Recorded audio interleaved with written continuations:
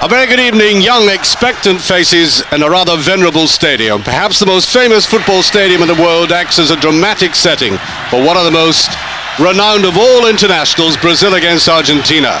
And this is the first time in 5 years that Maracanã has hosted a full-blown international, because it actually fell sadly into disrepair. That's the very debonair shape of Daniel Passarella, by the way. Anyway, they've reinvested in the stadium. It's been opened again after having been closed by the local authorities, and that is a Brazilian team which hasn't lost at home since 1992. Now, of course, there are so many variations that Zanetti can use. He's decided not to play Rivaldo, for example, and leave out Leonardo. They're both on the bench. He's brought in Zé Elias, who I suppose is the future Dunga. He certainly is a very tough character, sent off in the last game he played against Juventus in Serie A. And there's Zanetti, the only man to have won the World Cup twice as a player and twice as a coach, along with Franz Beckenbauer. Nice gentle bow there.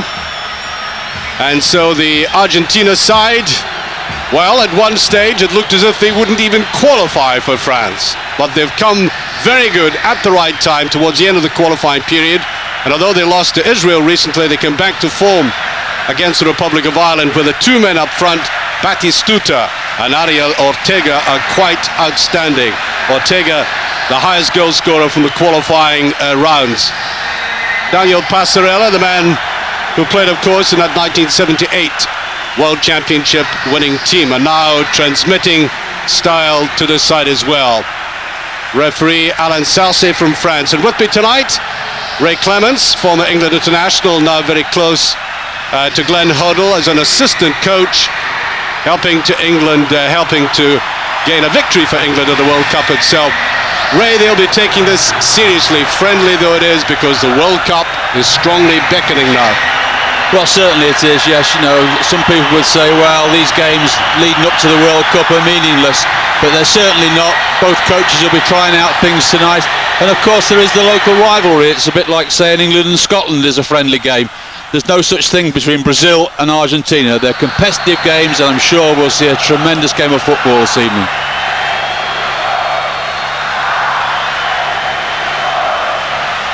And a moment's silence in the stadium.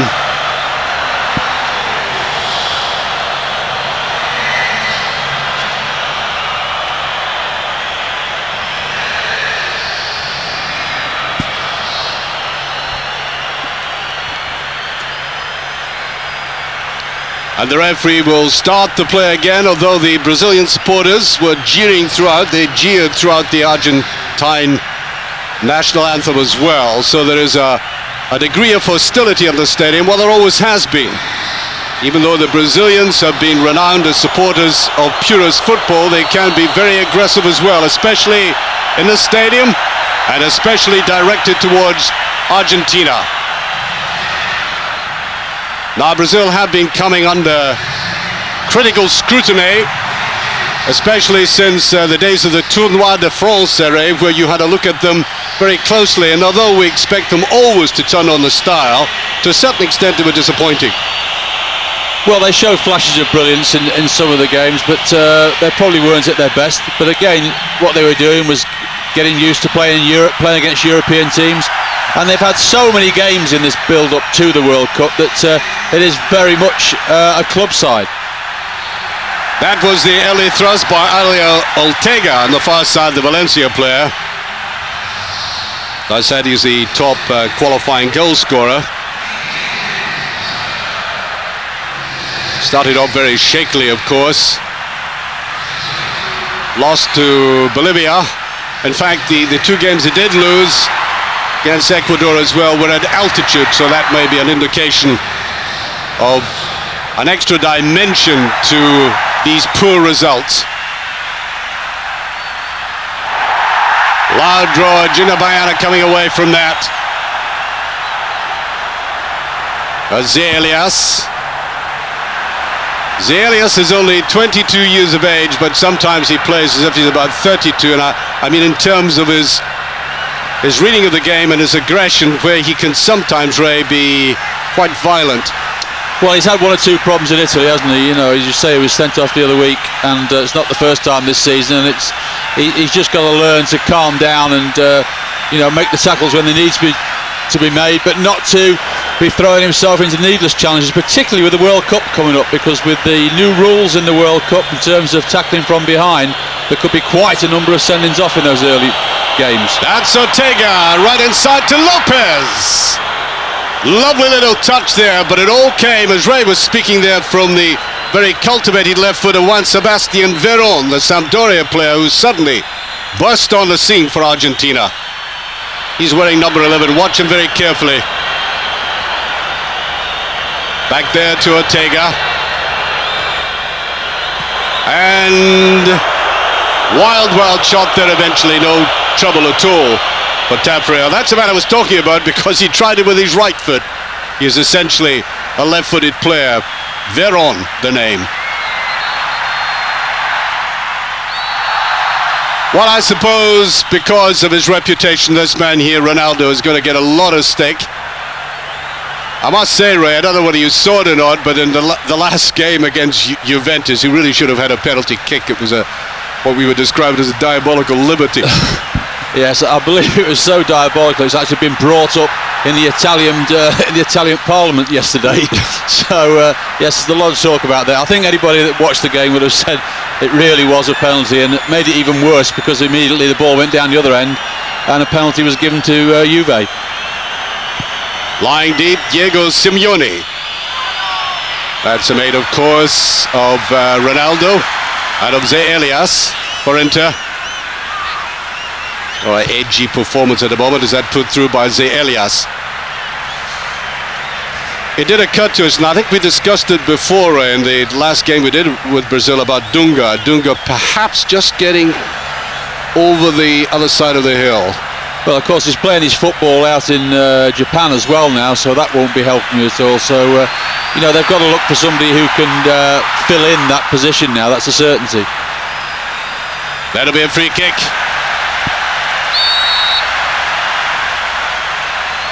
Watch the tackle there by Rai.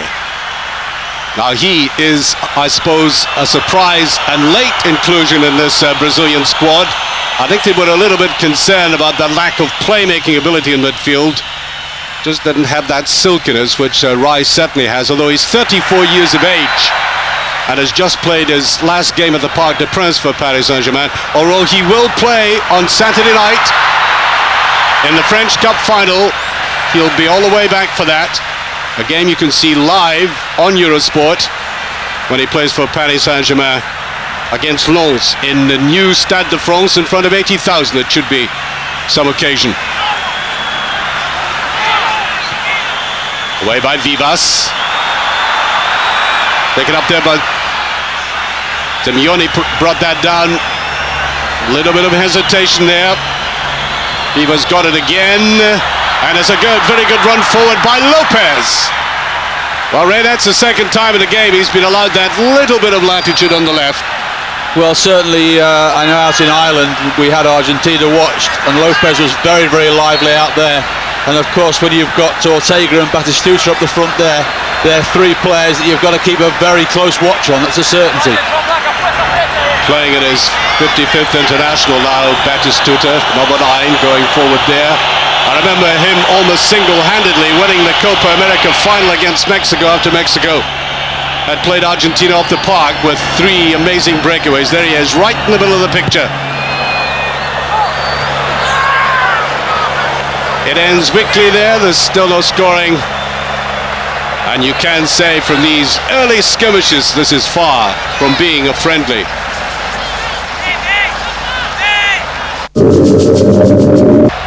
Certainly Argentina at this stage, this very early stage of this game, looking friskier, moving the ball about sweetly. And that might be the basis for some of these dangerous raids on either side. As Ray has been saying, Claudio Lopez coming from the left, just being allowed a little bit too much leeway by a Brazilian defense that has been criticized recently. Now that's taken away by Ortega again. Very sweet move on the far side, Zanetti. Good run by Zanetti on the right-hand side. We normally see him operating for Inter down the left.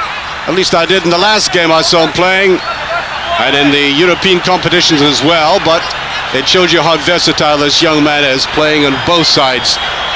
Well, Brazil are not being allowed to settle. They want to play at their own pace, and the Argentine side are saying, no, you're not going to play at that pace. We're going to close you down and force you to play in your half of the field, and that's why Argentina are now having their second corner in the game.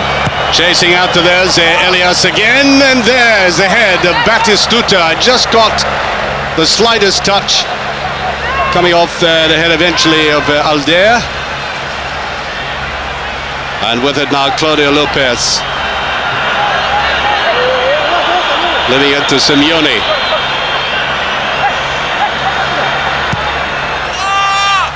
Rather weak ending there. Tafarel in goal, of course. Now playing his football for Atletico Mineiro. Not really been tested by Batistuta yet.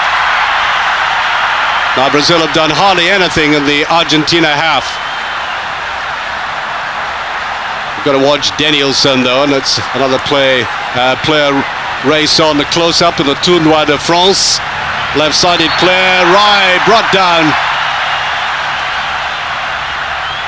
Decided to give up European football altogether after 6 years with Paris Saint-Germain. Now going back to his native Sao Paulo.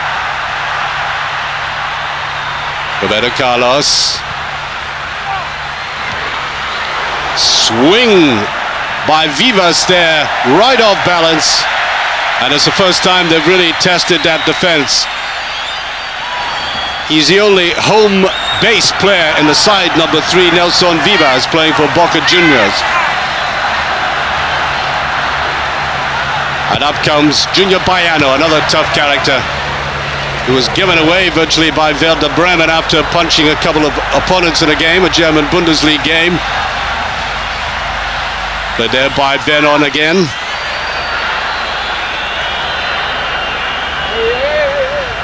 You know, when we looked at Argentina's early results, Ray, they didn't look very favourable to start off with, but when you examined them closely, 2 of the failings were at altitude, so I think that put a different complexion on the analysis of it.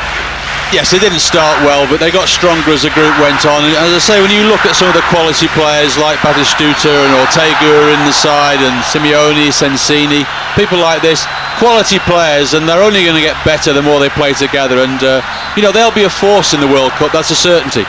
Well, man, you saw tumbling down there. I just wonder what the Betis treasurer thinks about that. He's valued him at £15 million. Plays at the moment, of course, for Sao Paulo, but has gone to Real Betis. Certainly the most expensive player ever to come into Spain at that price. Referee's whistle has gone. The other thing we've got to watch, you know, looking at Roberto Carlos there and mentioning Danielson, Rivaldo, Leonardo, they're all left-sided players. Yes, that's right. They're overweighted on the left-hand side. Well, it's unusual, isn't it? Most sides are very, very right-sided, but, you know, certainly Brazil have more left-sided players than most international sides, I would think. That's Rai, almost getting through there. Reminiscent of his great brother, remember him from the Spanish World Cup, Socrates. Heavy one there on Cafu. Who said it was a friendly?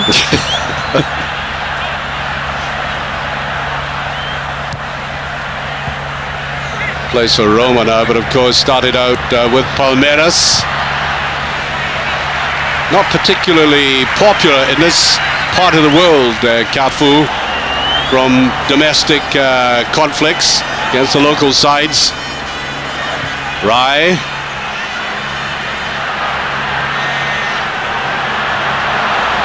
Switched across there by Cesar Sampaio. Ronaldo wanted that ball played back. That's a very good ball forward. And it just seemed to me that Danielson either took his eye off the ball or certainly wasn't going to relish clashing with the goalkeeper, German Burgos.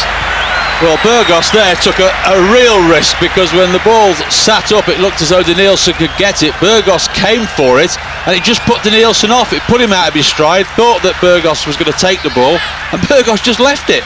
And Denilson still very, very nearly got to it. That's a gift. Looks better this time. And swept in there by Ronaldo, but nobody coming forward, and Romario was rather lazing, you might describe it, at the other side of the penalty area.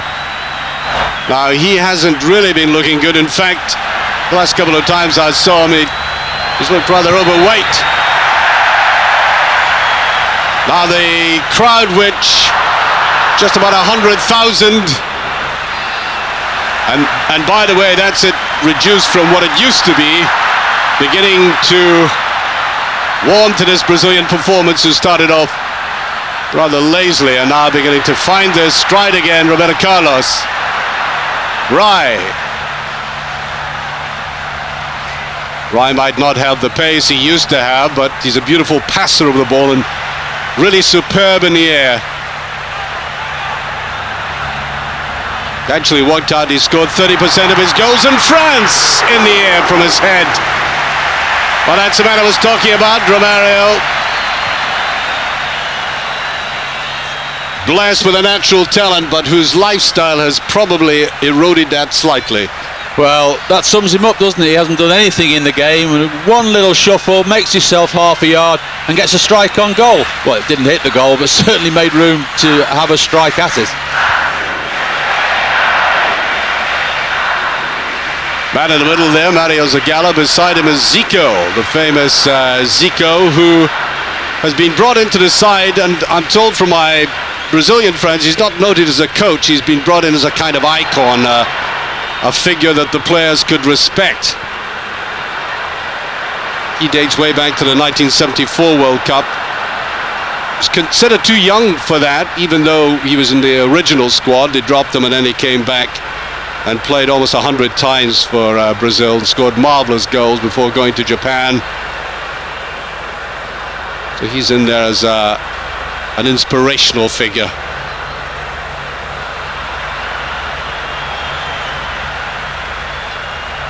Slight carelessness there, says Sampaio, giving that away. Another Japanese-based player. Now Batistuta just can't keep it in. The great thing about this man is that when Argentina are so much out of the game, and the final I was talking about against Mexico, they could hardly get the ball to him, but they got it about half a dozen times and he scored 3 goals. Well, he's a tremendous player, and obviously it was rumoured at one stage last year that Manchester United might be trying to bring him to their club, and he would have been a tremendous acquisition for them, because when I've never really seen him have a bad game. He always at some stage in the game has an influence on it, and you know, he's one that has to be watched every single minute of that particular game. They're backed up by Lopez, and that Batistuta appealing to the French referee, but is actually getting nothing out of that. Now touching 29, Batistuta, so he really is in his prime. He should be at his very best in France. Good hard work there by Sensini in midfield. Another, you might call him by comparison with some of the younger players, a veteran. Certainly a veteran of Serie A. Seen him play for the last 5 years for Parma. He's in their cup-winning side, and that was typical Ronaldo, and I think he really ought to have got something out of that. Well, he does have his admirers, and he may have embellished that, Ray. I think he was looking for a free kick there. There was certainly a lunge there, wasn't there? There was no contact made. Ronaldo certainly saw that coming and tried to get a free kick, which obviously we all know the Brazilians are deadly at from that sort of area. Ronaldo, Denilson slipping in there with the right foot this time. Hardly see him using it at all. Argentina being very neat and precise at the back and keeping possession, which is vital.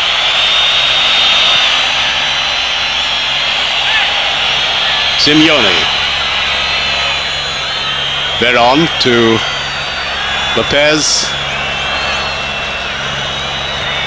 Just slowing the pace of the game down a little bit, drawing the Brazilian midfield towards them, and taking down there Cesar Sampaio, the man who plays his football in Japan for Yokohama Flugels, and one of the longest serving members of the Brazilian national team.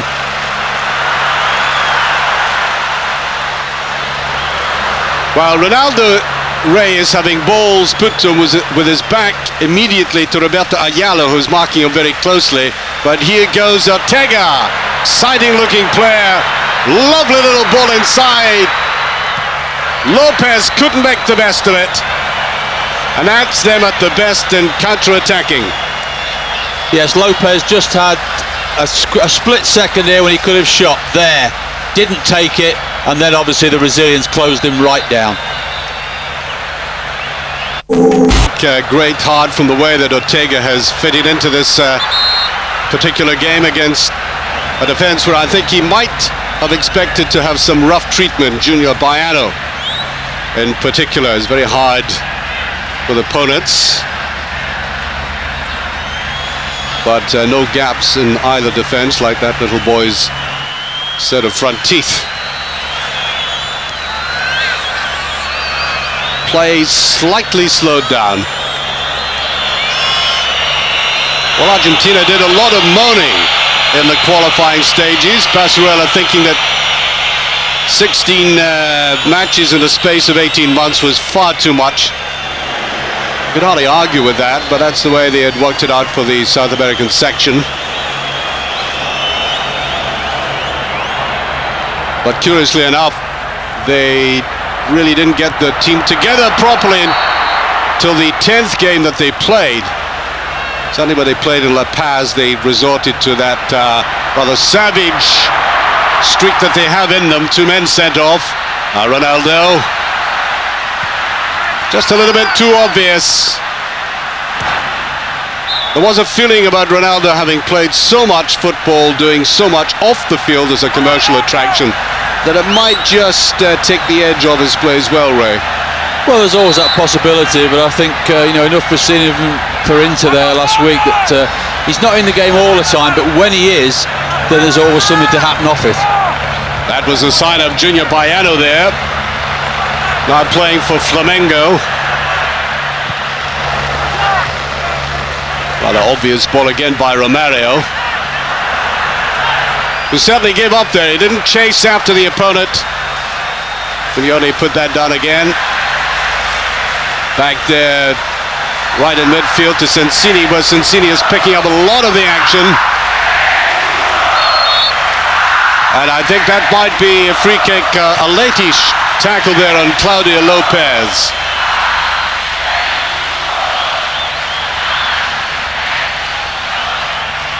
I think just about there, that's it.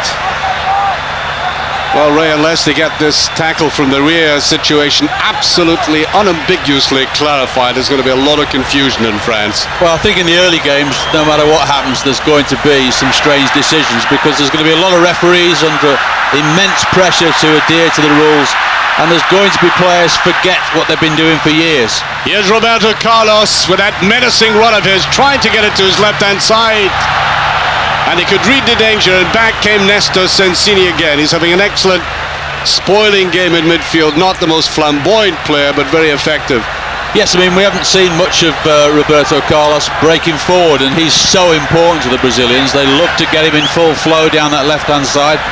But so far the Argentinians have made it very, very difficult. In fact, I think that's the first time we've actually seen Carlos in the last third of the field.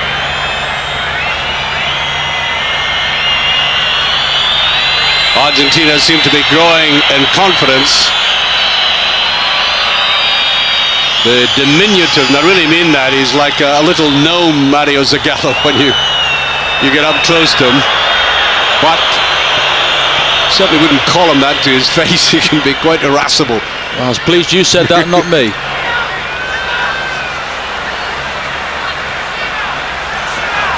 Touch back there by Cesar Sampaio, and the midfield play just a little bit stodgy at the moment. They've lost their way, Brazil.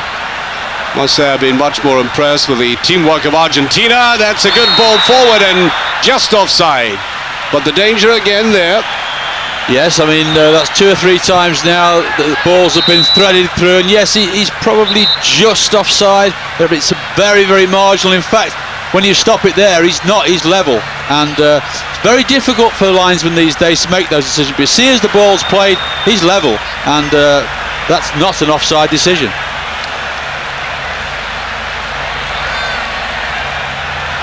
And this is where they haven't been able to break out in any creative way. Right forward again. There he is, just in behind. That's a better move now by Cafu. Well, I've always admired this man. Remember him from the World Cup in the United States. What he didn't have was that finishing ability after excellent runs. Here he is again.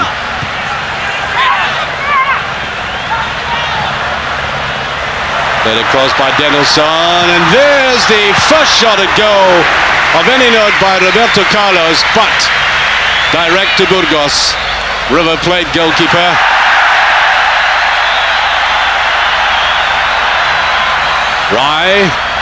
Ronaldo. Might have been a little push by Ronaldo. Was indeed.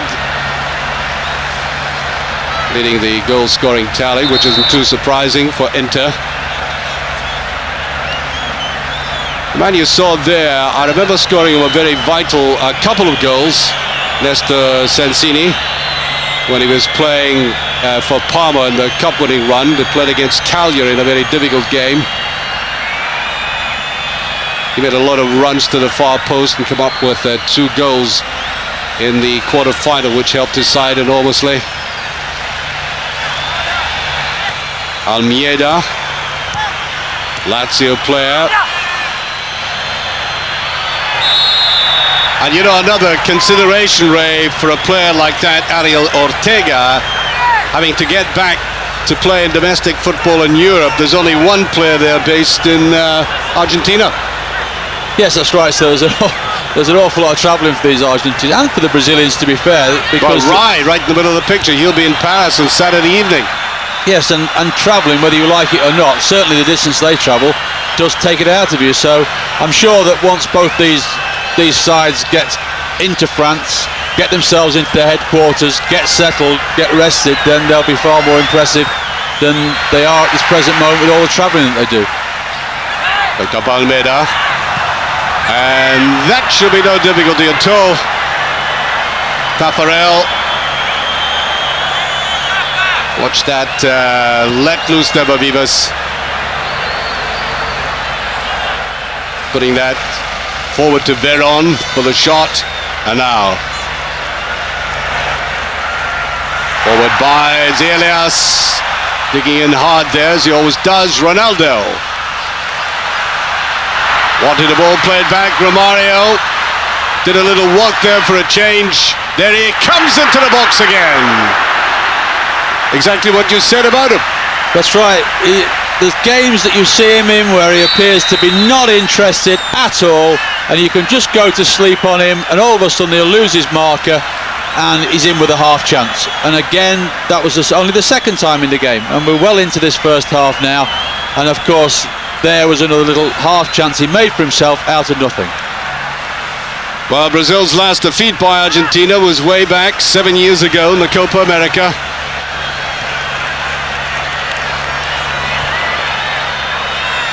And in fact, Mario Zagallo, other than the penalty shootout against Uruguay, has never been beaten by South American opposition. That was in the '95 Copa America.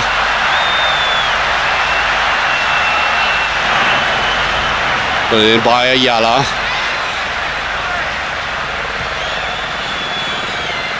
Ayala's had a very good season for Napoli.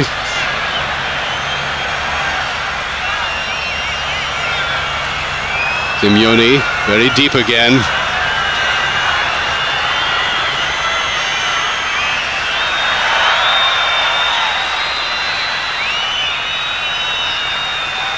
Nicely touched forward, and now Batistuta.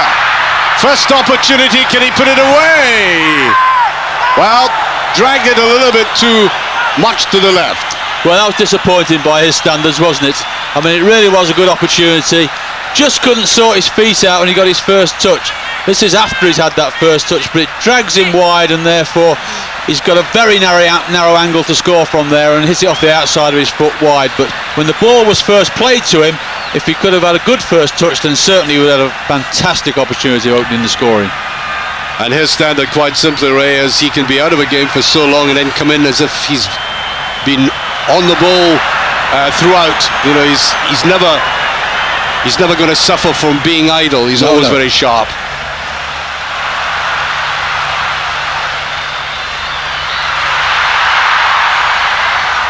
Hard in midfield again, taken away there by Veron, who's come into midfield, right into the center of play. Ortega looked for the free kick out of that. Well, Denelson was never going to make that. I don't think he had quite the appetite. And I think I get the impression there's just that little bit more edge and conviction about Argentina at the moment. Well, certainly the back players of Argentina are taking no prisoners. They're not allowing the Brazilians to come off them and create any space whatsoever there.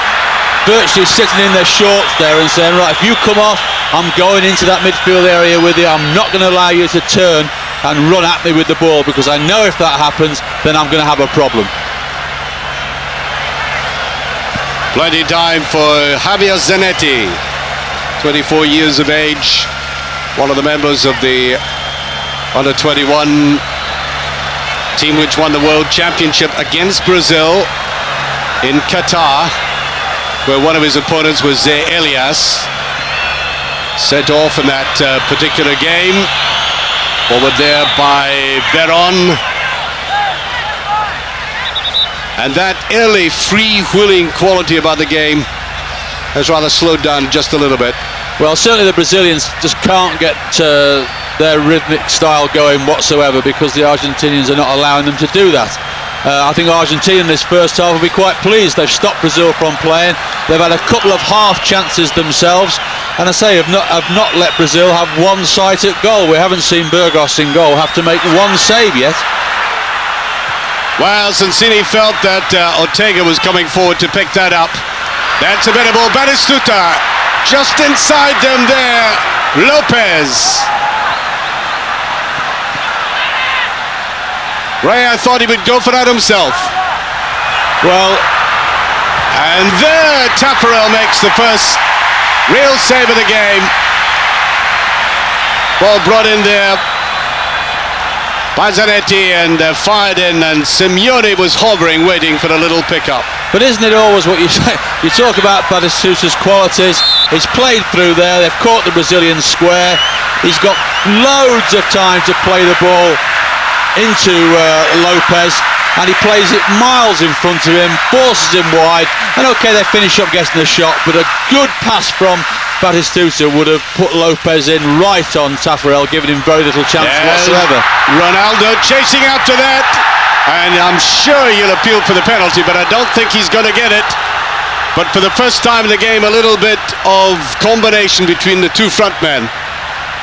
Yes, I mean, it was a nice little through ball, but I mean, Burgos comes out there with his feet, and normally goalkeepers come out and attack that with their hands, but by going in feet first, he just gave the referee the chance to maybe say, well, did you make contact with Ronaldo or not? Thankfully for Argentina's sake, he didn't. The referee decided that it wasn't a penalty, but you know, you think when you come out in that situation as a goalkeeper, really you should be looking to get hold of it with your hands, not sliding in there like a defender. I've seen penalties given for that. Anyway, Argentina survived that one. The first real thrust by Ronaldo of any great significance. And there the shot, and a wild one by Lopez. Seemed to be off balance as he went for it.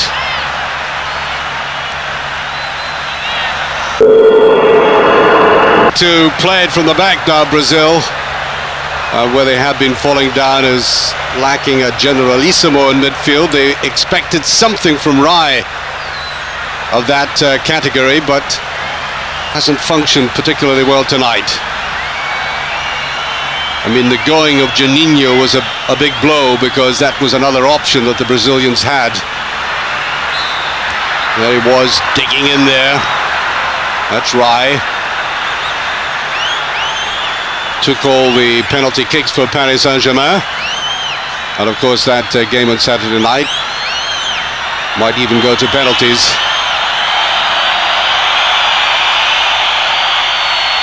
Quite not enamored about some of the decisions. Passarella was under pressure, of course, not surprisingly, after that hesitant start by Argentina. But then he came good. Also about him, the controversy, he left Batistuta out of the team for 10 months. He favoured Crespo, which is a bold move for a coach, for a very popular player. Wasn't that something to do with the length of his hair, though? He's got this thing about his players must have their hair cut short, hasn't he? Indeed he has.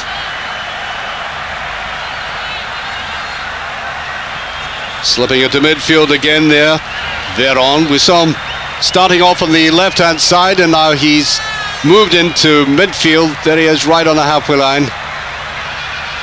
Ball going back, though, to Vivas.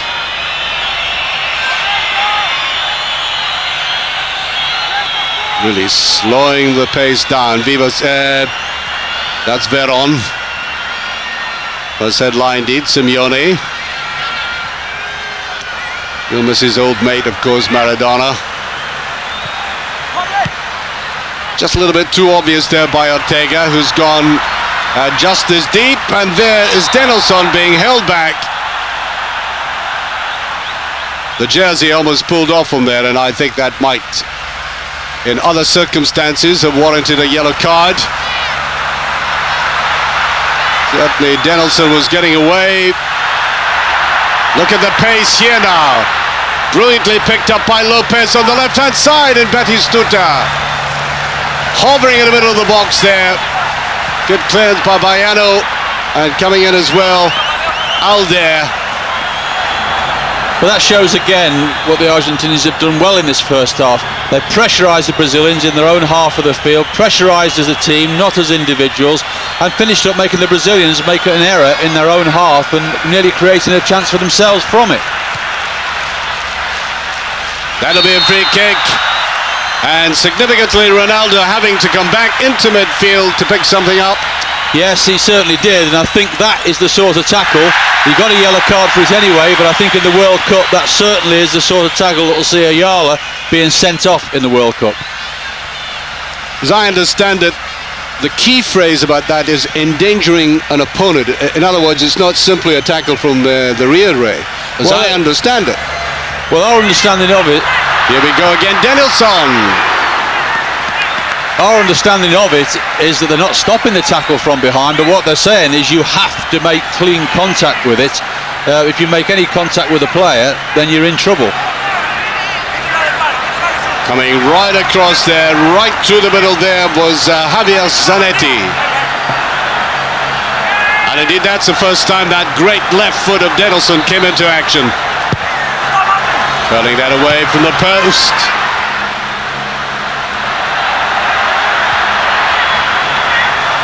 Chased away to the outside. Cafu deciding to come in. Now this man is playing significantly. Juan Sebastian Veron picking up a lot of balls in midfield, Ray. Well, they've got Veron and Almeyda, haven't they, sat in the middle of the field there, and they're the two holding players, and they're dealing very, very well with certainly Denilson and Rai. He only came to Sampdoria this season from Boca Juniors. Started off his career with the Estudiantes. Burgos dealt well enough with that.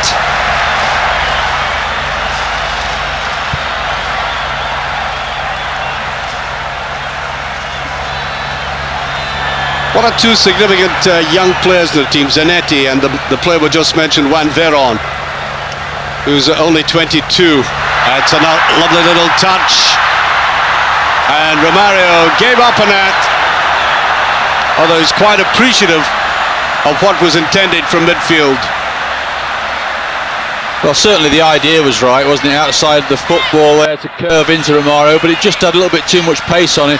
And, you know, Romario, for once, had a case to give up because he was never going to get to it.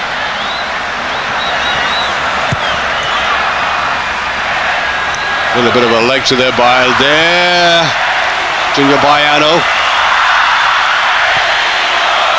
Junior Baiano, by the way, can score goals as well. We saw when EUROSPORT covered the Confederations Cup.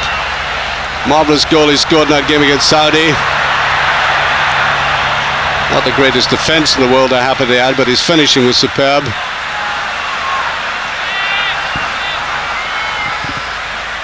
This is Zanetti. As I said, Ray, anytime I've seen him for Inter, he's tended to be on the left-hand side of the field. Well, he's looked very comfortable on that right-hand side, and he's done a very, very good job for him. Ortega. First saw Ortega playing in the Libertadores Cup. Cafu with that far side, and that has always been a failing of Cafu.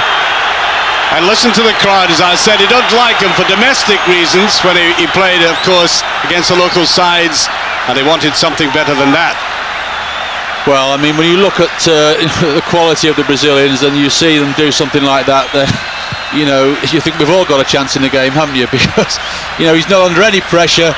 He's got players he can dink a little ball into there and totally takes his eye off the ball and, well, makes it very, very simple for Burgos. There's Elias playing in that Dunga role in midfield.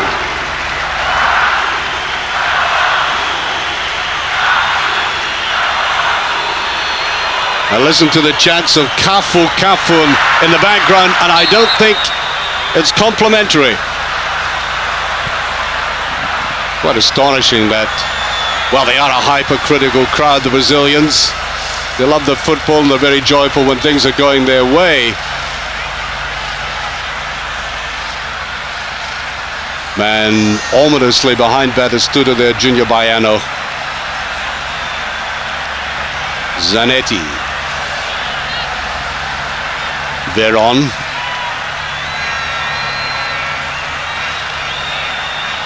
Tell you what, Ray, Passarella seems to have found a good structure here. Well, yes, he's looked very, very solid. They've looked comfortable at the back because they're playing with three defenders at the back. It's allowing if one of the players needs to go and push in on Romario or Ronaldo, they're quite happy to do it because they know they've got Ayala at the back. If the ball goes over the top, they've got that sweeping system to look after it. Simeone just taking on a little bit too much there, the player on either side of him. Slight moment of hesitation there by Roberto Ayala. Although, as you've repeatedly said, and I think it has to be borne out by those men who are watching, like Craig Brown, who I'm sure is watching this game, that Brazil can look quite ordinary at times in midfield and coming from defence, and then they get the brilliant touch and the flair from the two men up front, or from the likes of Danielson, who's had a disappointing game. This is Romario, right in the middle there, trying to go for that. And I think the goalkeeper had that covered from Ronaldo. Yes, I'm sure he did. But you know, you're quite right that this is quite an average performance by the Brazilians by their standards. But when you've got the likes of Romario and Danielson and Ronaldo and Roberto Carlos and people like this, they're all capable of scoring a goal out of nothing. And that's why the Brazilians are always going to have a chance. And there's a lovely little touch there by Batistuta, getting away again by Lopez, getting away again. There's Batistuta to the right there, Lopez going down the left-hand side. Well, how many times is that, Ray? That's about the fourth time in the game he's picked up from there. Well, I would think that Zagallo certainly at half-time will be making a mention of that in the dressing room, that they do play square, the Brazilians, and certainly in this first half they've been caught out on 3 or 4 occasions when really the Argentinian side should have done better and at least, you know, converted one of the chances they've got, but they haven't. And while this scoreline stays like this, then Brazil will still have a chance. Touchdown said there by Rai. Rai has been caught in possession just a little bit too often. Roberto Carlos with that run to the left-hand side, but Zanetti has marshalled them very well in this game. Allowed them to do all that running and then good timing. Says Sampaio. And a loud roar of anticipation as Danielsson tries to get that left foot into action again. Yes, I mean he cuts right across the ball, doesn't make good contact with it. You know, you expect better from Danielsson, but the Brazilians will always try a shot from that area. They've got people who are very, very powerful, and certainly when if you allow them a shooting opportunity at that distance, they will take it. While Argentina themselves have fallen away slightly.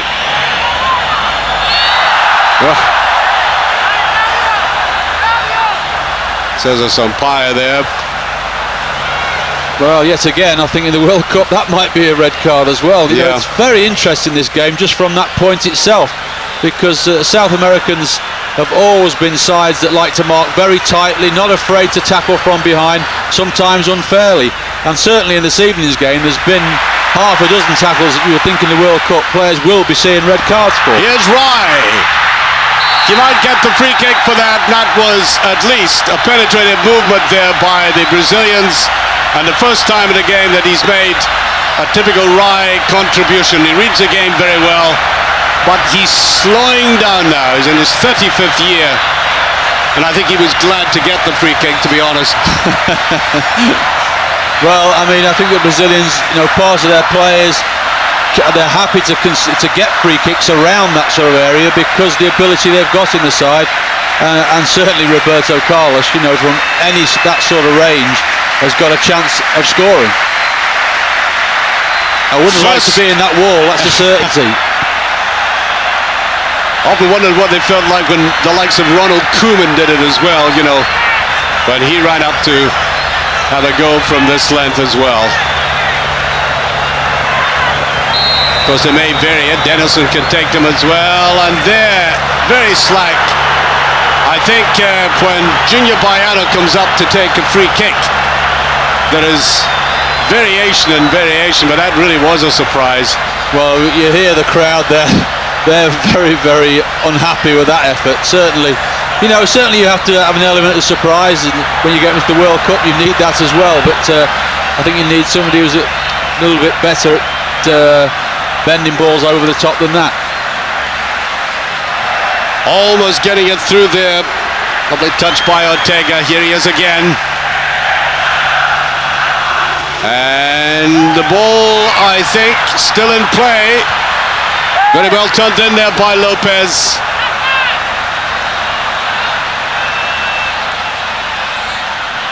It was like play had stopped there, wasn't it? Yeah. Well, surprisingly. Well, Brazil are beginning to stem the flow of passes from midfield, and that's no bad thing.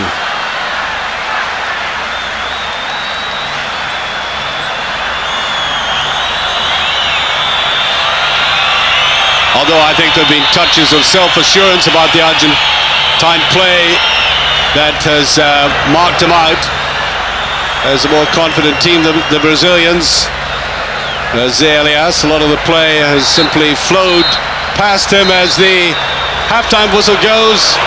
Who takes the better out of that game so far? Well, I would have thought Argentina would have done.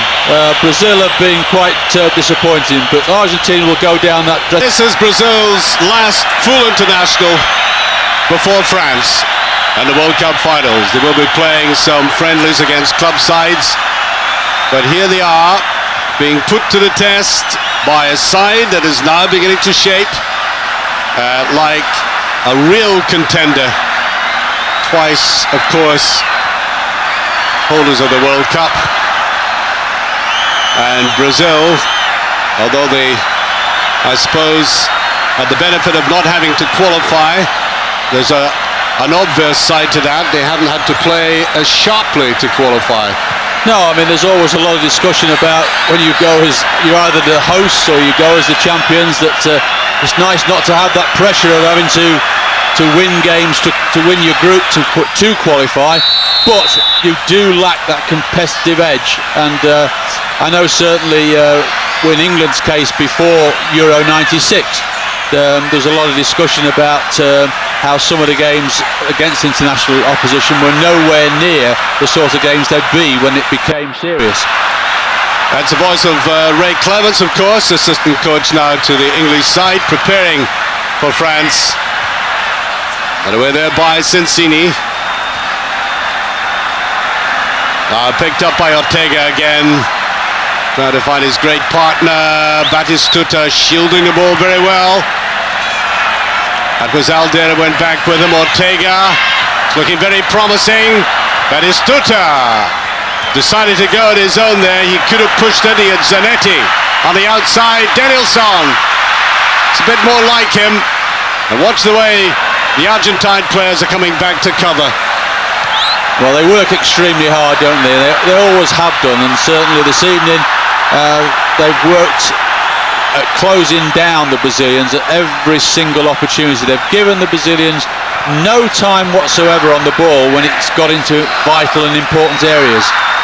Here's Zanetti, operating, as I said, up and down the right-hand side.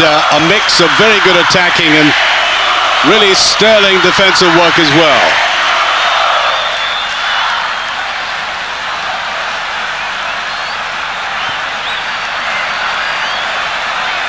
Seems to be a relaxed attitude on the bench.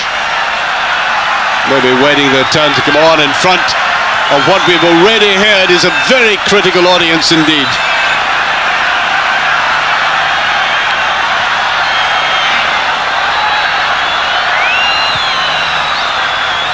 Well, I'd be very surprised in the second half if things continue like this, that Zagallo doesn't think of making one or two changes just to try and liven it up a little bit. There's Batistuta, not his night, usually very well balanced, strikes the ball cleanly, and I think that might have been born of frustration. Yes, I mean, he's had better opportunities than that in the first half and not done as well as we'd expect somebody with his quality, and sometimes when that happens then you get yourself half a chance and you just snatch at it, and that's certainly what Batistuta did on that occasion. Alder, Danielson, voted the best player of the Confederations Cup, Danielson. Hardly figured tonight. Look how deep Ronaldo is again. That's a bit of ball played to the outside by Rai. And again, they simply cannot finish it off. Good covering there by Roberto Ayala. Getting across very quickly.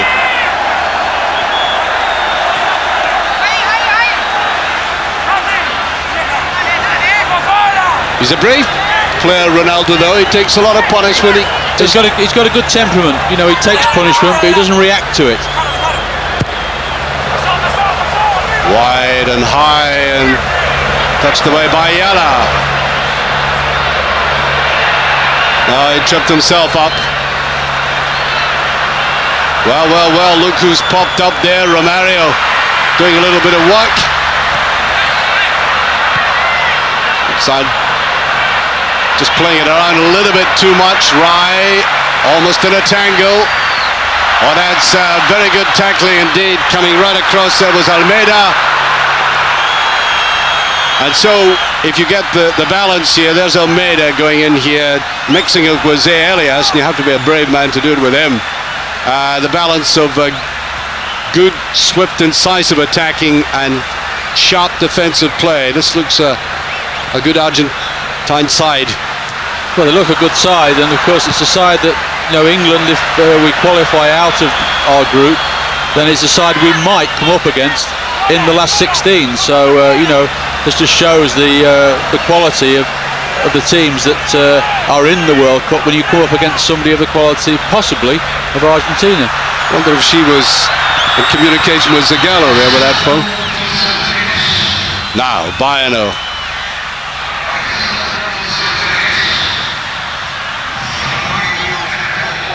Very cool play by Argentina.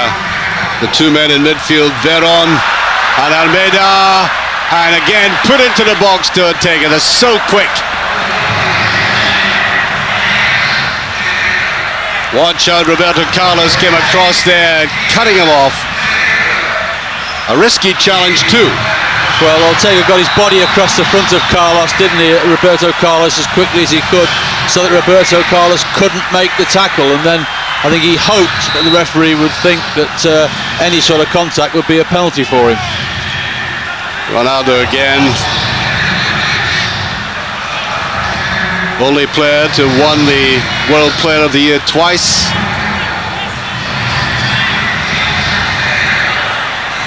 And I think card there. Ayala. Well, there's Sensini. Now they play often against each other in the Italian competitions.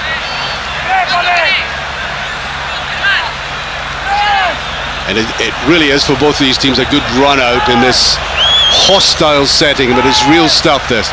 Yes, and the Brazilians really, you would think, would want to put on a show. It's their last game in front of their home fans before they start thinking about going across to France. So you would think, yes, this is the sort of game they want to give their fans a bit of confidence they're going to do well in the World Cup. Now, Bayana's hovering in the background there, but I would suggest it must be Roberto Carlos this time. The long and short of it there. Here he comes. And there was a little bit of bend in it.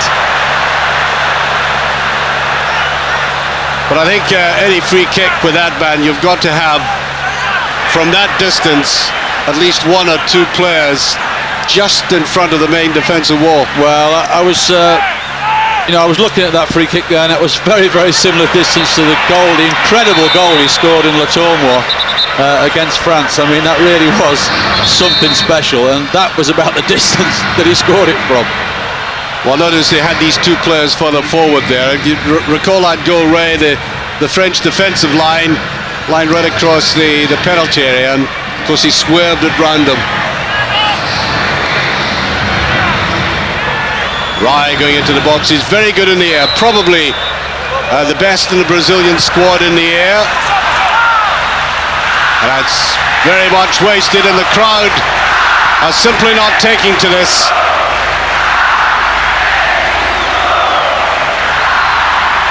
I'm not well up in Portuguese, but that doesn't sound too friendly. No, I think they're shouting for maybe one or two. A lot of the Brazilian substitutes are going home. That's what they think of. Right in the middle there's Leonardo.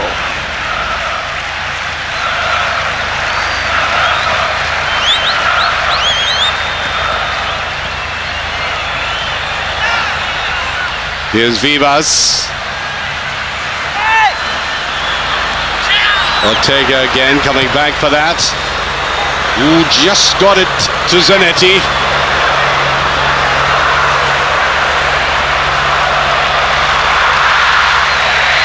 Want to spread the ball about a little bit. And Batistuta creeping forward. Just got offside again. Well offside that time. Yes, no doubts this time. Two of them offside. Lopez on the far side was offside as well.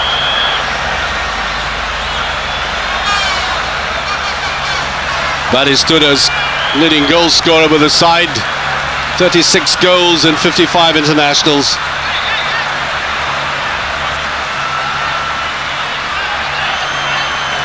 Scored 3 in the qualifying group for Daniel Passarella.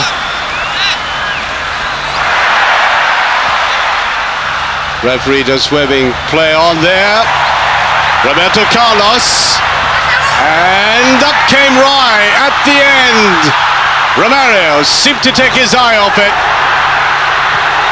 Well, a crude challenge in the box again, with the referee deciding it was 50-50 in any case. And here, Argentina break. Put forward by Lopez. Ortega. And he curls it in well, Batistuta coming up. Oh, there's a better chance now, and Lopez again. Put that ball down to Simeone. And he got underneath it again. The organization of both defenses reflected in the scoreline. Finding it very difficult to get the openings. I do like this player, Juan Sebastian Veron. There's a coolness about his play as well. Kind of languid quality, and then he suddenly bursts into action again.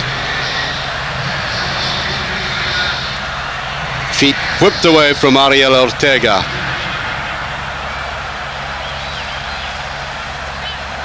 Crespo, of course, not playing in this game, another prolific goal scorer.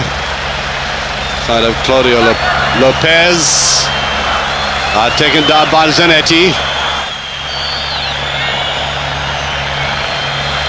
Might not get this. Yes, he does. Simeone tries to get it to Batistuta again. Two central defenders were with them, Bayano and Aldair, giving the ball away too easily. And that was perhaps the poorest pass forward towards Batistuta from Ortega. Rice had to come back deeper as well. They'll get the free kick out of that. Elias brought down, and there's Romario.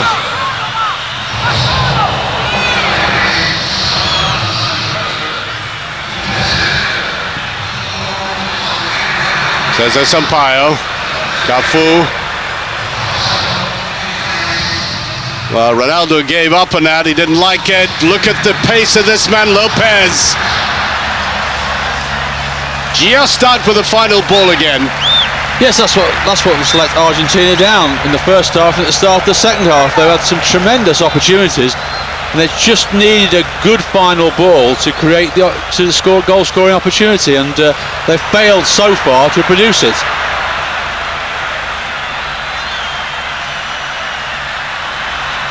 I like this player, Ortega. I think he's a hard-working player. He's skillful. He's not the biggest in the world, but he's always prepared to have the ball and run at people and create opportunities for people. That's a good ball there by Batistuta. Zanetti is with them. Put in there by Aldair. That's the player Ray was talking about, Ortega. Just lying in behind Batistuta, and now Simeone. Still no scoring, as you can see. Ortega tried to get it through, and there! Shot eventually by Claudio Lopez. This Valencia player has looked perhaps the greatest potential to break through.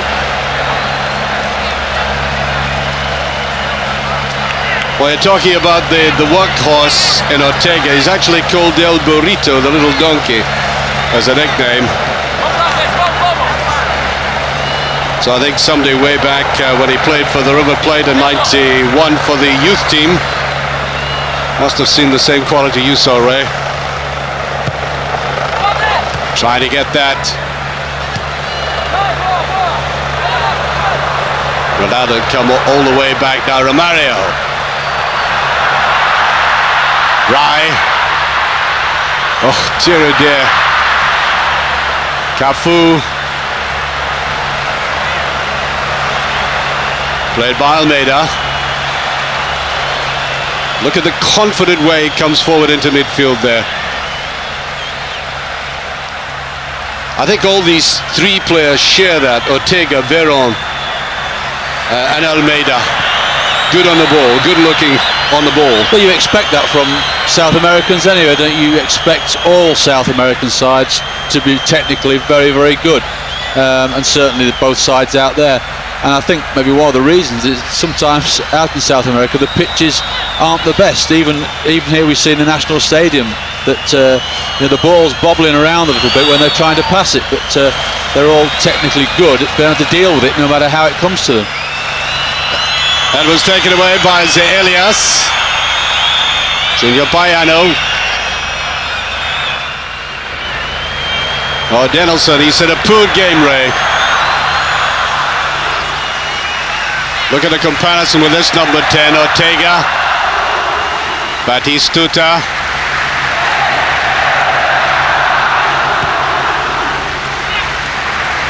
Backed up there. Body had come in, and that's an easy one. To be fair, Taparel has been exposed 2 or 3 times, but hasn't really had to bring out any great save. No, I mean, we're now into the second half and he's had one serious save to make towards the end of the first half, low to his left-hand side. Apart from that, although Argentina have given themselves some half chances, they haven't hit the target with them. That was Romario. Cesar Sampaio. Cafu, Romario, that was sharp. Here's Rai. Crowd didn't like the hesitancy of Rai there.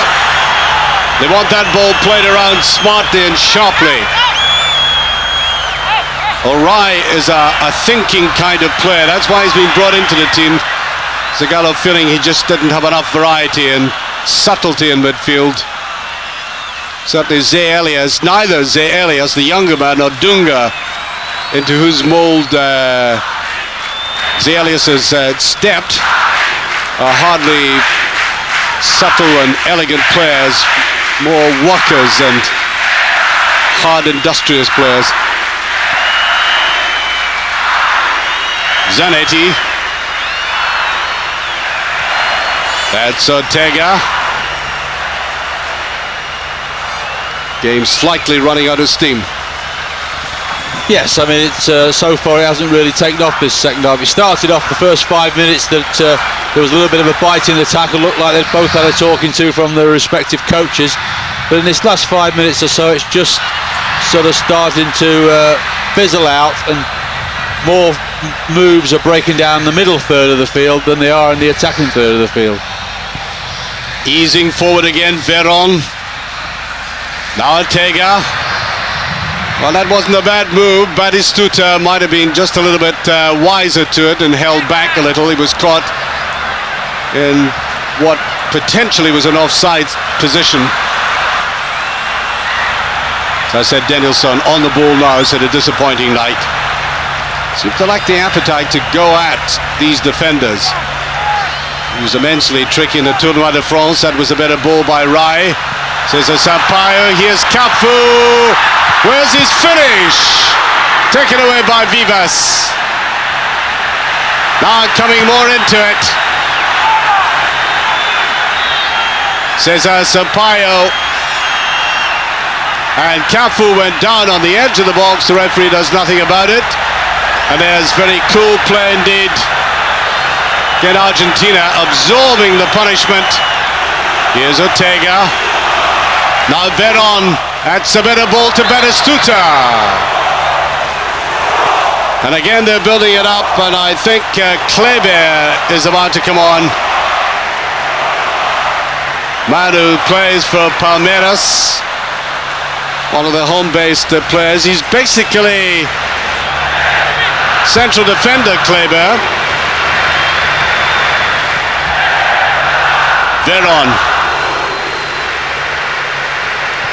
Veron burst on the scene recently. As I said, he came from Boca Juniors.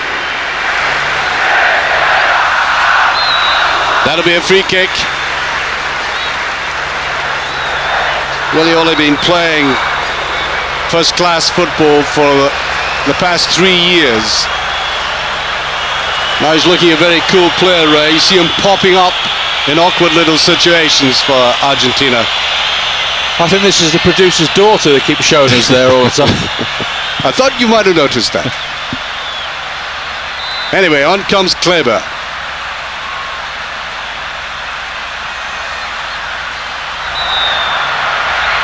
Right forward, but the assistant referee had his flag up there. Burst forward there by Claudio Lopez. Well, they've certainly been reacting, and sometimes in the most hostile way, to rather slack and undisciplined Brazilian play. And so far, Ray, there's a good while to go yet. So far, it's been a disappointing Brazilian performance. Yes, but I think all coaches around the world that are watching this, they'll be saying, yes, we know Brazil can do better. Don't let's get kidded that they're not going to be a force in the World Cup, because they will be. The number of times they've gone into World Championships, haven't gone in startling form, haven't sometimes started the tournament well, but invariably have got better as the tournament has gone on. Might I say they might start off with an explosive start given the criticism. And I should remind you they play Scotland in the opening game, Ray. Well, I don't think we need reminded about that, Archie. Yes, I think Craig Brown will be absorbing this,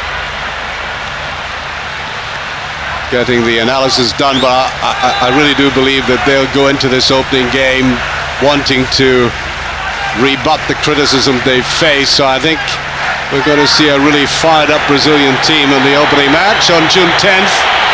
And Rai is coming off. I don't know, is that an acknowledgement in a positive way? On comes Leonardo. Leonardo and Rai, of course, were teammates at Paris Saint-Germain. Leonardo helped Paris Saint-Germain in the first round of the UEFA Cup. Pre-season game that they played, and then left to go to Italy. Danielson complaining, and indeed he's had a lot of tight control tonight by the defenders, but he simply had to put up with it. Has had a disappointing night. Now here is the bad boy of Brazilian football, Edmundo. He's created a record in Brazil for the number of times he's been sent off in games. And he's warming up to come on. An absolutely brilliant player, but with something not right about his mentality. He can suddenly snap and do some of the crudest things.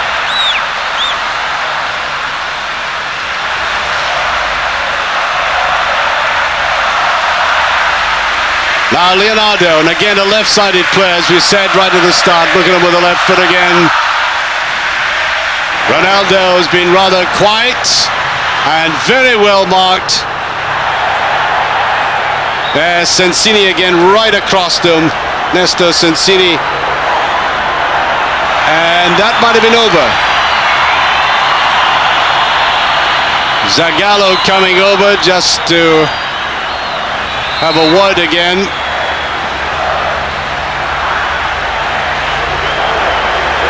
It's Danielson, not surprising. No, by his standards, he's been poor tonight. He's tried things, they just haven't. He's had one of those nights that whatever he's tried to do hasn't quite gone off for him. He's got shooting opportunities, he's not struck them well. He's given the ball away more than he normally does. So he's just had one of those nights, I'm sure. So Edmundo's on the field now, and there, the hands of German Burgos. Here's the breakaway though. Picked up by Lopez. Now Ortega. Veron.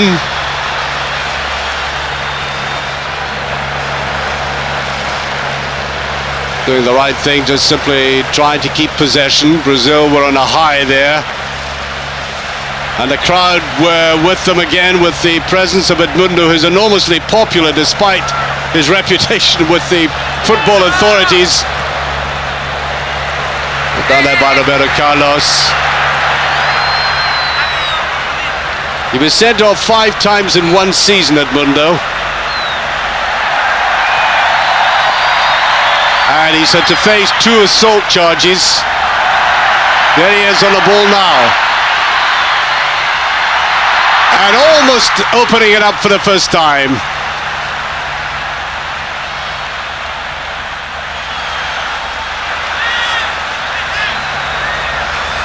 Really does some remarkable things with the ball. Is it?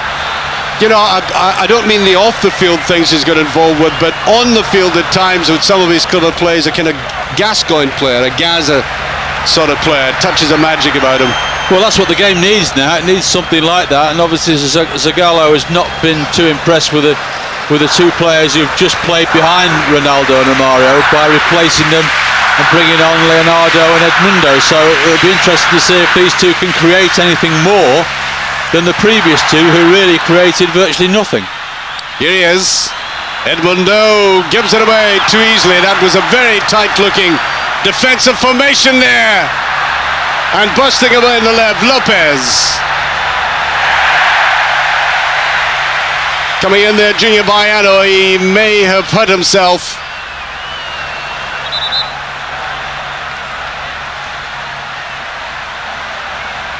Seems to have taken a knock on the hip.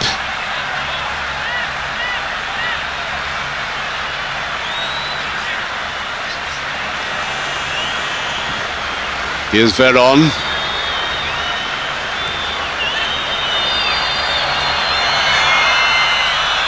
Combining this time with Vivas is coming forward.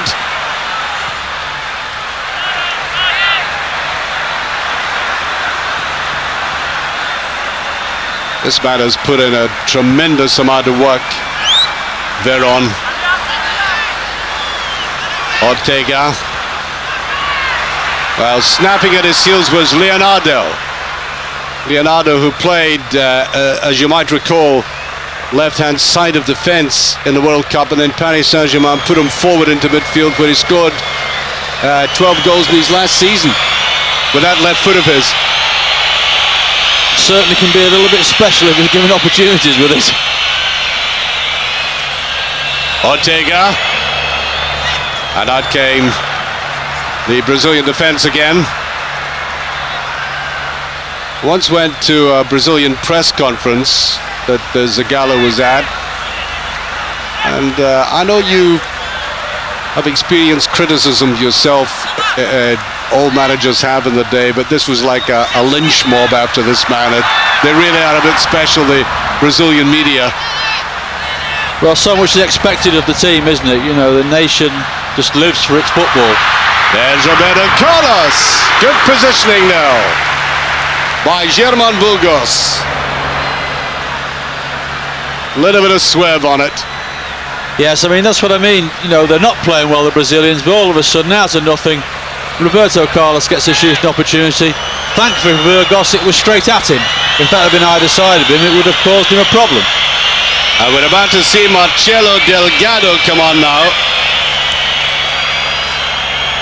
Here's Ortega. There's a free kick. Just wants a fresher pair of legs there, I think.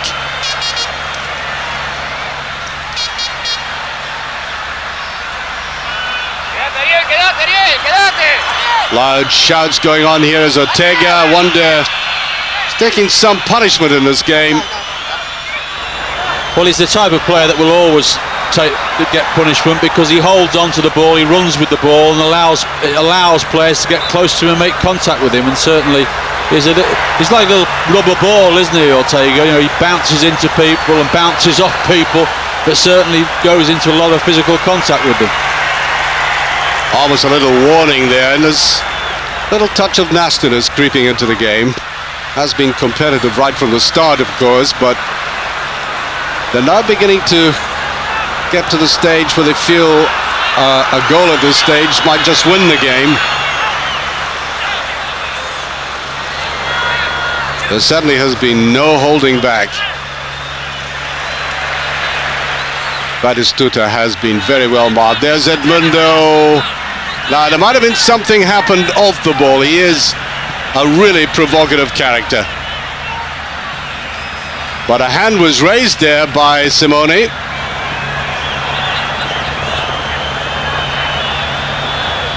Played down there by Delgado, the substitute. That's a reasonable ball, and you could see, oh, mistake there by Lopez. Of the game, and now as we see it, had been that little bit sharper, that scoreline would be radically different.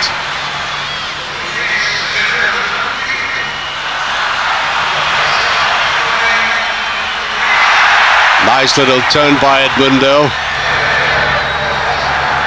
You like his audacious touch, the supporters here, and Romario was just hovering at the back.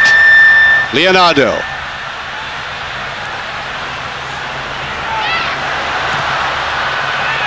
Well, Burgos didn't even move for that. Alias, I think that's his first shot in the game. He's mostly a defensive midfield player. Very much the young Dunga. And it was never going to worry Burgos in goal, was it?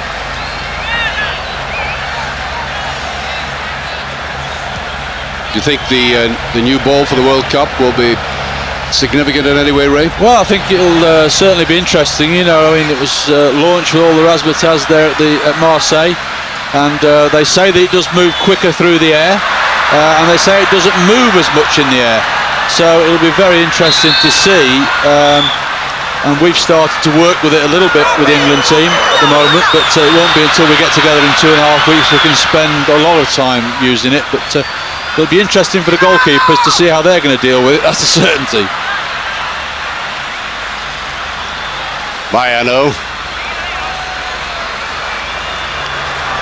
Edmundo.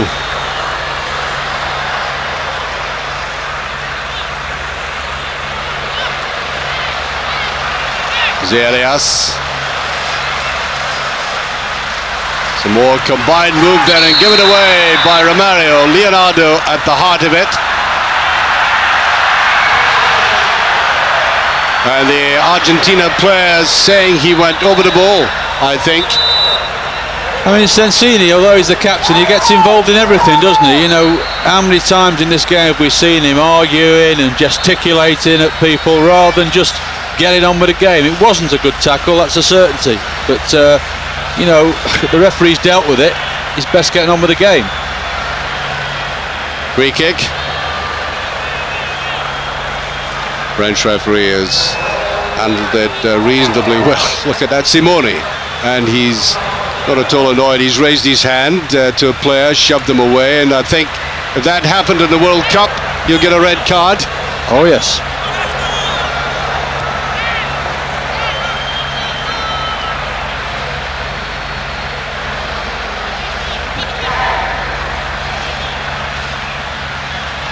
Alias, Leonardo,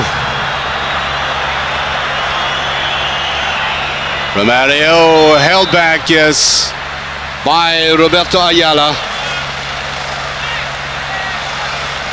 Just try that little shuffle of his, and again leaving that position up front with Ronaldo to come back and try and pick things up. That's good play again by Veron, guy with a shaven head.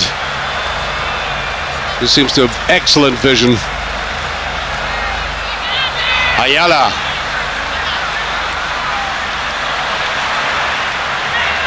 Just overplayed.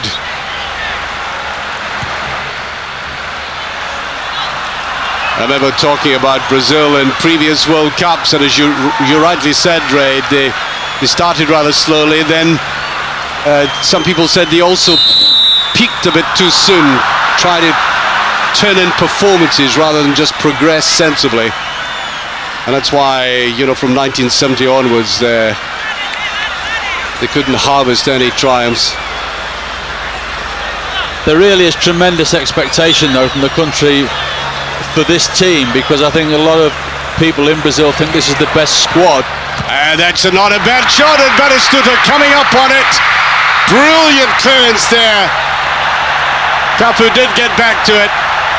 That shot coming again from Veron initially. And that bothered Tafarel. Is it the shot, Ray, he should have held? Well, you would hope a top quality goalkeeper, it's straight into his body, you would hold on to it, but you know, players generate so much pace with this ball these days that sometimes it is difficult. Ronaldo laying it off, and look how outnumbered the Brazilians were there. Must never forget just how intelligently and strongly they can defend. That's the shot by Veron. Yes, it's a great strike, but to be fair, Tafarel should have dealt with it better, and it really is a marvellous leap there by Biano to actually head that away when it looked like Batistuta was going to head it into the empty net. Edmundo almost getting a thrust forward.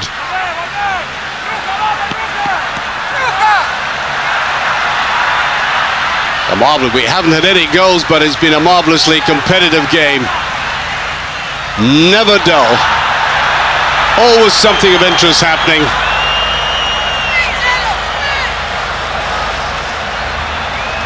Here's the sub, Marcelo Delgado. He's found it very difficult. He's up against the player Claudio there, as I said. Come on to supplement their defense. So he's brought on a playmaker in Edmundo. And that central defender. Yeah, Roberto, a little bit slow. Ronaldo. There he is again, and he's through this time. Well, Ray, what about that for goalkeeping? Well, it's obviously part of his makeup there, Burgos, because we saw him do it in the first half, but this actually is an excellent tackle. I still think you're taking a risk there, making tackles like that as a goalkeeper, but on that occasion it worked for him. Cafu, and that's another weak one though. What a great player this, well, he's a very, very good player, but what a magnificent player he would have been if he'd been able to cap off these wonderful runs with the better final ball. Yes, I mean, there was a run earlier on in the second half there where he's got right through into the box, and I'm still not sure whether he actually had a shot or whether he tried to drag it back for Ronaldo to stick into the net, but in the end it was neither one thing nor the other, and it really was a golden opportunity for Brazil to have taken the lead. That's Veron. Nicely turned inside there. That's a good save by Tafarel. Lopez hitting it sweetly, and he can hit them clearly with both the right and the left foot.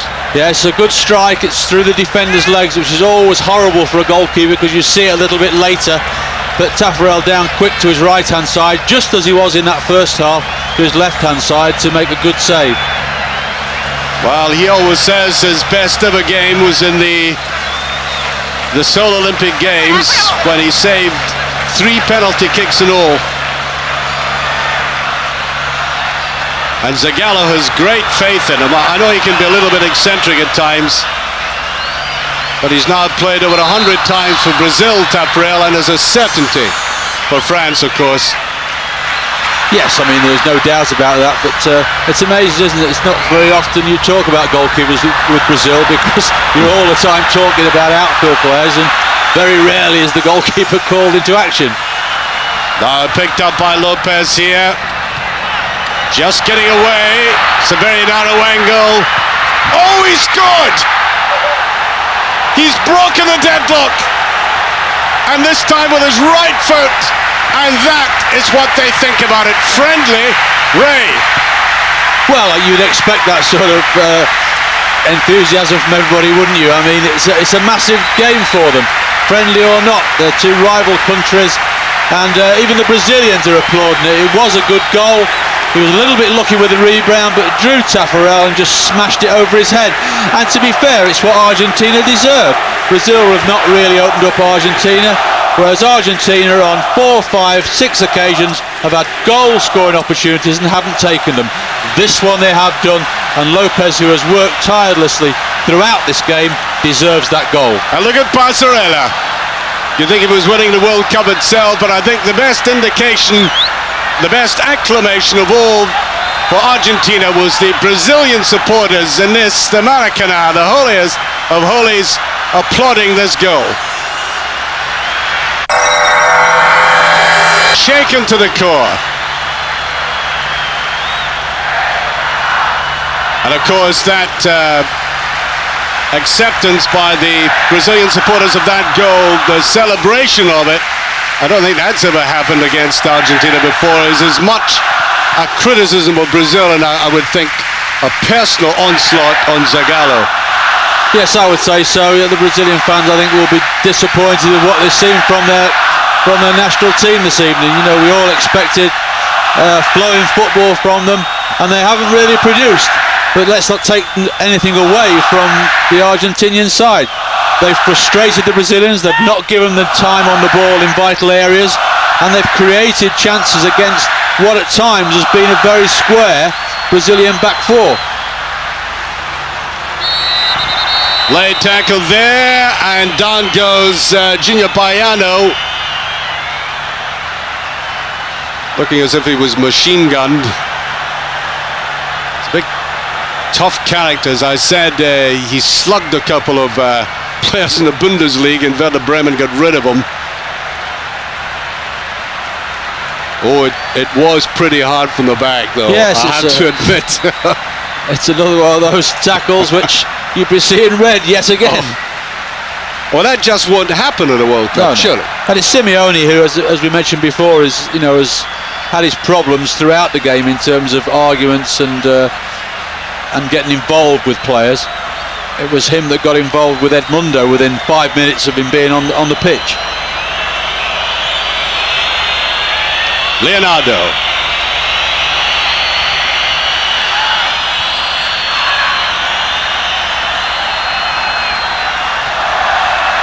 Maybe those rules haven't got to South America. You can't tackle from the back yet. Where they go again. This the goal scorer, Lopez. Tried his left foot that time. Plenty of time to bring the ball down.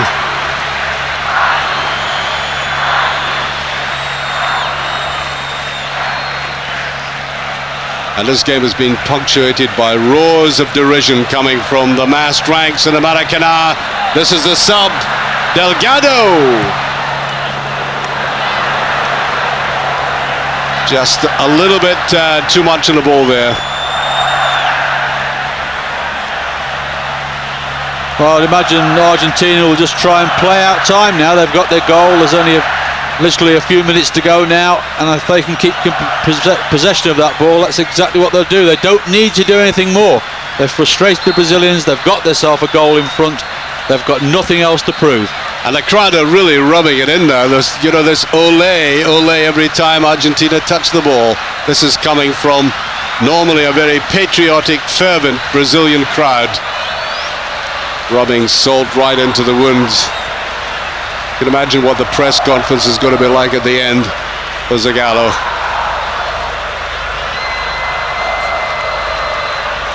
Well, it's an indication that the Brazilians a little bit unsure as to what the basic team structure should be.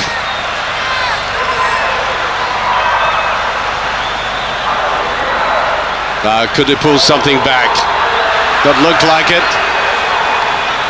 Lackadaisical play in midfield.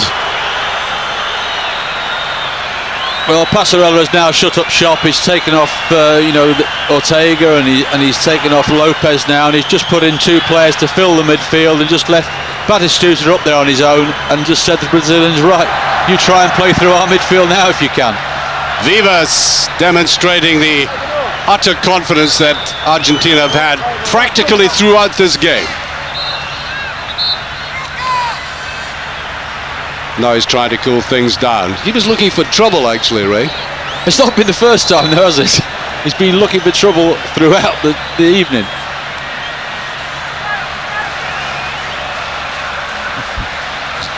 Delgado. Veron. A little bit of slackness creeping into the play now. Ronaldo. Simply starved of the right kind of service tonight.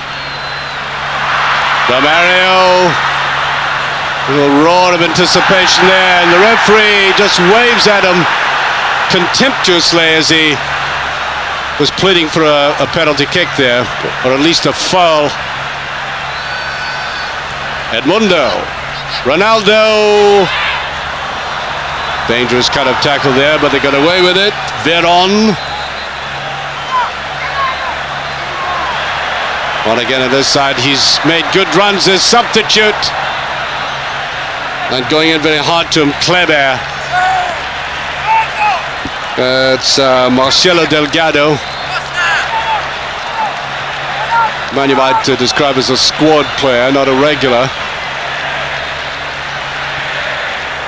A little bit of a push, I felt. Referee waving play on. I must say I find this an interesting game, Ray. Not a spectacular game, but I think we're given a pretty good evidence of just how strong Argentina are going to be. They're playing confidently. Seem to have got a very good system and exciting players. Good combination. Yes, I mean, they look solid at the back. They're very hard working in the middle of the field. And of course, they've got three players up the front, particularly Batistuta and Ortega, who are likely to create opportunities against any opposition, as they have done this evening. Although I would have thought, Zanetti will be disappointed in the way that his side have defended on maybe half a dozen occasions. But that has always been the way the Brazilians have defended with the team they've got at the moment, because they have so much confidence in the players in front of them that they don't feel they're going to get exposed very often. Well, they're not scoring the goals, and the defence can leak. But I do not believe they're going to be as pure as this in France. Simply can't accept that. Somehow or other they'll put it together. Oh, that's beautifully done by Vivas. He's got a selection here. And in came Simeone. Diego Simeone. 66 times he's played for Argentina. They didn't like that tackle at the very end there. Here's Ronaldo.